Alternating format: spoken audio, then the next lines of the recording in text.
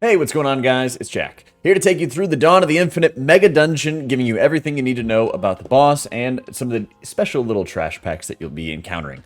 Also, keep in mind that there are two main achievements for this dungeon. There is the Defender of the Timeways achievement, where you get the title reward of the Infinite for defeating all of these bosses on Mythic difficulty before the release of the next raid tier, which might be like October-ish, so you have a few months to be able to get it. And there is an Immortal achievement called Put That Thing Back Where It Came From, or So Help Me, which allows you to be able to get a nice set of transmog. And this is an Immortal-type achievement where you have to make sure that nobody dies. So starting it off in the essence of making sure that nobody dies, the very beginning of the dungeon, whenever you start opening the gates to the dungeon, there's just going to be a spew of different void zones that are coming after your characters, so just make sure that you're spreading out as you're going through it. In the interest of going for an Immortal run, you'll probably want to make sure you're pulling trash pretty slowly. So with that, there's just going to be kicks, interrupts. There's a couple tank busters leading up to the first boss in Chronikar, but they're usually not too scary. Eon Shatter is a primary mechanic at a Chronikar where they will leap and slam down onto a variety of players all around the room.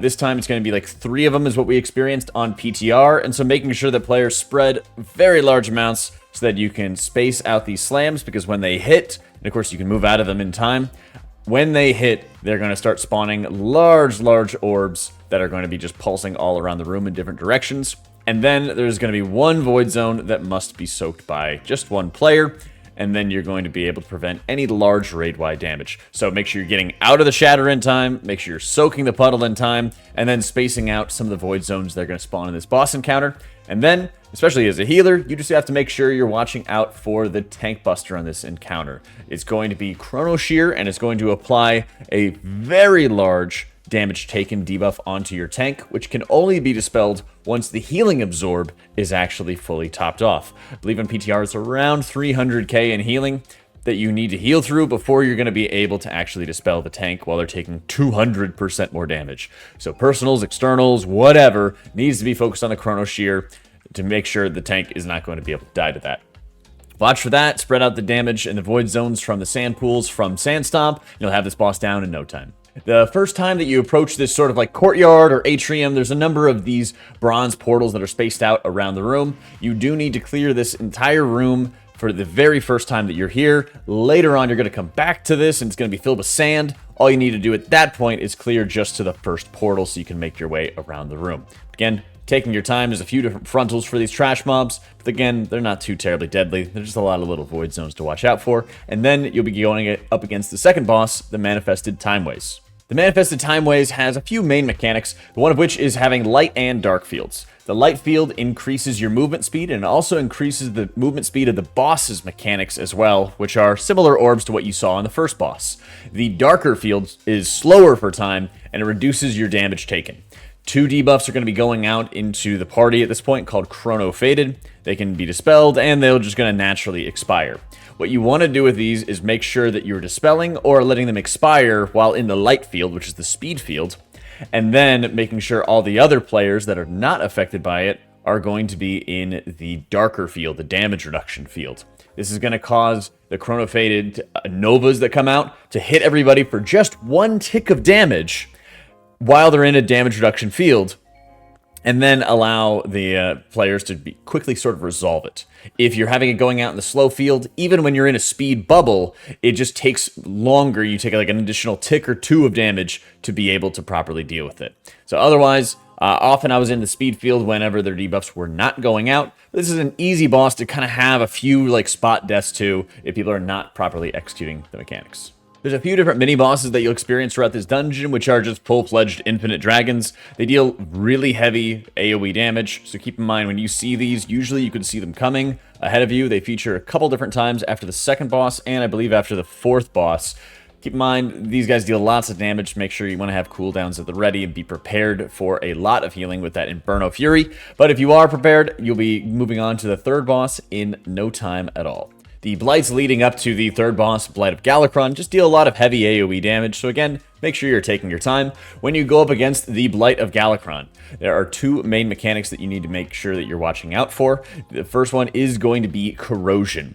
This debuff is going to just appear as an orb over a player's head, and if you touch another player, it'll jump to them and start dealing damage. The various bosses and like formations of the Blight of Galakrond are going to cast this Blight Reclamation, which is a tank buster. The tank cannot avoid it. Other players can step into it if they wanted to, but ideally, you make sure you're just always moving the corrosion onto the tank before the Blight Reclamation comes out. The boss will then consume that corrosion, and then that mechanic is fully resolved. If you let the corrosion expire, you have about 12 seconds to be able to pass it on to somebody else. If it expires, it charms you for a full like 20 seconds or something like that, and you're very likely to die in the process. What I did is I made sure that the tank and I were passing off the debuffs together, and we were tanking the boss around the edges of the room because the Blight Dragon or just the blob itself will very frequently produce lots of void zones as they're getting kited around and as they're getting moved around. So make sure that you're using the full width of the room to make sure you have an easier time. Otherwise, you're dodging frontals, dodging void zones, and this boss should go down without an issue. Iridkron is my absolute favorite boss of this dungeon, and it is super fun to be able to play against. Biggest thing, you want to make sure everybody is moving in sync together very frequently. You're going to have the Extinction Blast, where one player is targeted and they need to stand on Chromie and her bubble. Then you're going to have the Stonecracker Barrage, which is going to have 2 void zones that need to be soaked. One of which is a smaller one by the tank, and the other one with the rest of the party stacking onto Chromie.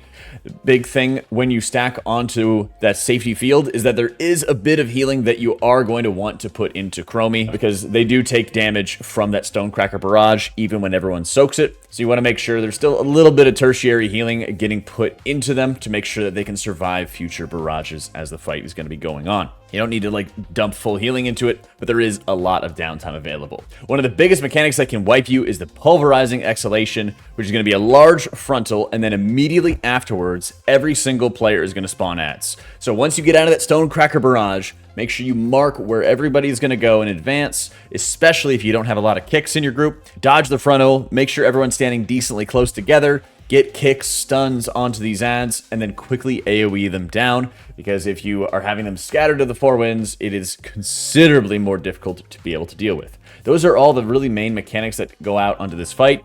The Extinction Blast continues to happen. The Stonecracker Barrage also continues to happen, and make sure you're not walking out too early. And whichever person got targeted by the Extinction, make sure that you're putting in a lot of spot healing into them because that bleed does last for an extremely, extremely long time. At the end of the encounter, you're going to have a Cataclysmic Obliteration where every player needs to make sure that they're stacking up at all times to make sure that they're able to survive a lot of the incoming damage. All that happens at that point is you need to just burn damage and healing to make sure you can drain Iridkron's energy and be able to survive. Otherwise, watch for a few of those void zones and make sure to be able to stack with your group for a lot of those Stonecracker Barrages to make sure that Chromie is not taking too terribly much damage.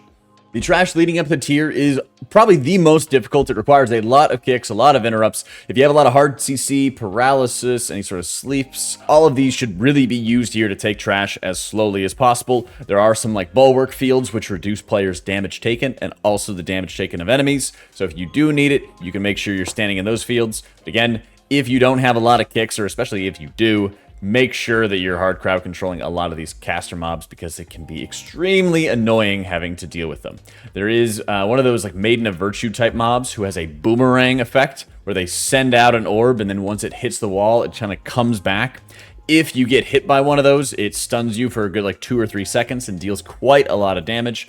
A lot of this trash is something that you can very easily wipe to if you rush through it too quickly.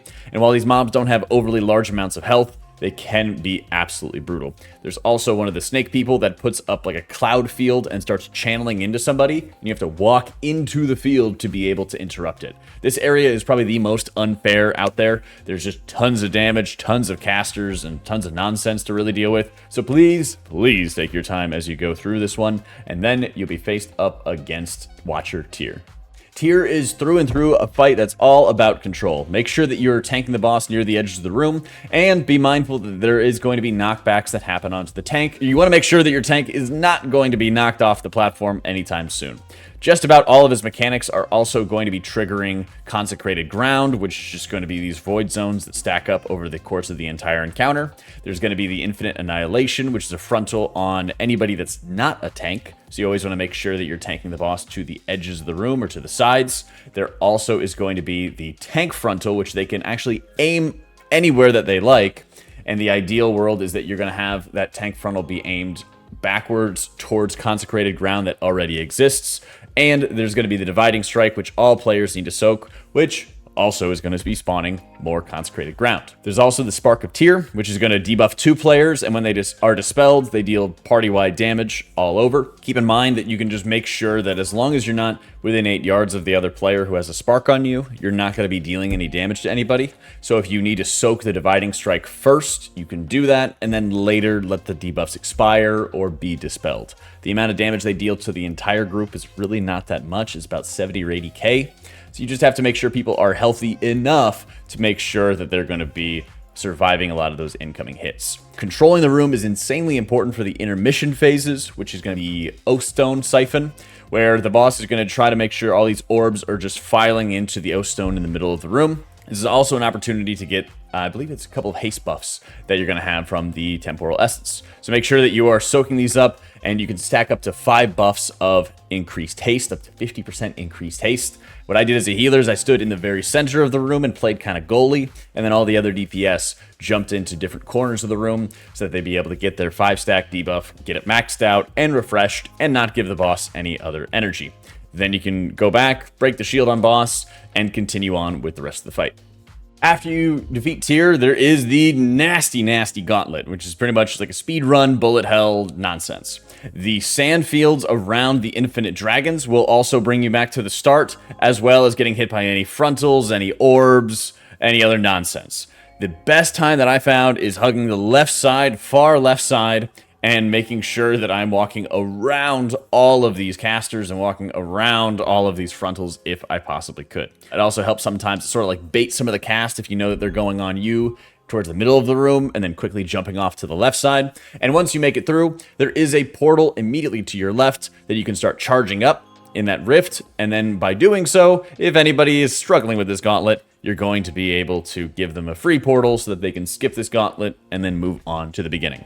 You're going to go back to this similar courtyard that you were just in previously, and this time you do need to clear only one section of the room instead of the entirety of the room like you had to do with the time rifts. So we just went to like the left side, and there's these like little portals you connect, which I didn't really find that helpful.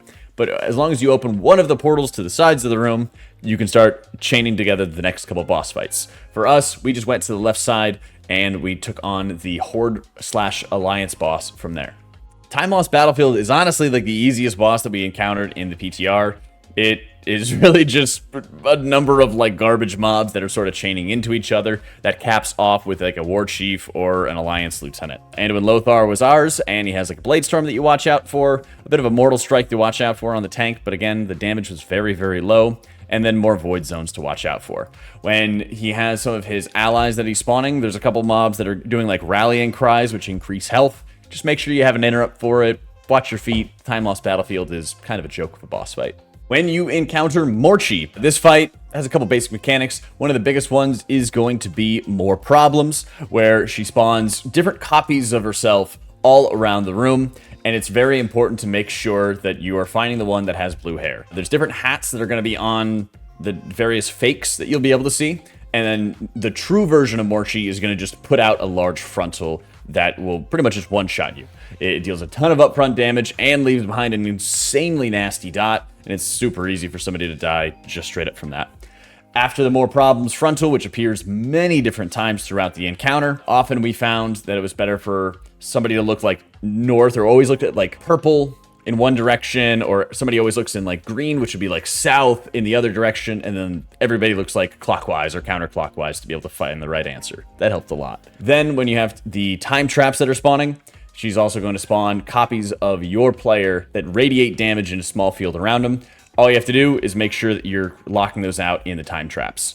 After you deal with the second round of More Problems, then you're going to have another wave of these sand traps that happen. And so just make sure that you're dragging these ads, these copies of yourself, into the new sand traps that are going to be spawning, and just regularly tanking the boss near another set of the sand traps to make it that much easier to be able to stop these ads, CC them, and then have all the space in the world to be able to run around and dodge the boss's frontal for more problems. This is one of the easiest fights to have some extra deaths on, but it's a lot about control and making sure you sort of have a couple hard assignments for who is going to be looking around the room to find the imposters, to find the real Morchie, and dodge that frontal. Chrono-Lord Deios is the final encounter, and it is sort of a grueling one. Phase 1 is going to spawn these infinite keepers that form rifts, and they're just going to deal lots of damage if you let them get out of hand. As a DPS player, as a healer, tank, whatever, all of your priority needs to be on killing these ads in Phase 1 as fast as you possibly can, and only cleaving off onto the boss. There's also going to be one mechanic that is prevalent throughout the entirety of this boss fight, and it's the Infinity Orbs. There's going to be 2 orbs that are spawning on players, and by standing in the field, you reduce the rate at which the orbs fall. The orbs are eventually going to fall and deal damage into the group, but they also leave behind a debuff, increasing the damage you take from the next round of the Infinity Orbs. So, when you have 2 players that are marked, one will always want to step out to make sure the Infinity Orb hits the ground, deals damage as soon as possible, while the other player is going to be responsible for staying in that Infinity Orb, watching players' health, and making sure that they let that second orb fall when everybody is healthy enough to be able to take the hit. Usually, if you have one after another without any large debuff on the group, you can pretty easily hit them both together and not deal too terribly much damage. It makes it very, very simple to be able to work with, but it does require having a ranged player, especially if you're a melee healer. It does require having a ranged player to have that responsibility to stay in that orb, delay the second impact of it, and then be able to step out once that debuff falls. Once you've killed off all the ads and the boss lands once again, this is going to be the final phase, which is sort of similar to what we saw out of Uldaman, where the room continuously is going to be filling up with sand piles. The Infinity Orbs are still going to be spawning, and the frontals from the boss are still going to be there as well. The biggest thing that you're going to have to watch out for is the Infinite Corruption, where the boss is going to channel into Nosdormu, and it's going to spawn more sand piles, more party damage, and just a lot of void zones that you have to watch out for. Stick to the edge of the room as a tank, make sure you're kiting around, pretty similarly to what you would do out of the final boss out of Uldaman, similar to what you did from the Blight of Galakrond, and then just make sure your ranged players are staying on top of the Infinity Orbs, or the healers there to be able to help out as well. The Infinite Corruption happens around every 30 seconds, so make sure there is some kind of healing output or damage reduction on hand to be able to deal with it, and just pace yourself because this boss did take a lot of time when we dealt with it on PTR. Otherwise, you should be able to kill the boss no problem, and I hope this guide helped to be able to introduce you guys to the dawn of the Infinites run. Thank you so much for watching. Big thank you to our patrons and our subscribers who make all the content possible. Thanks, guys, and good luck.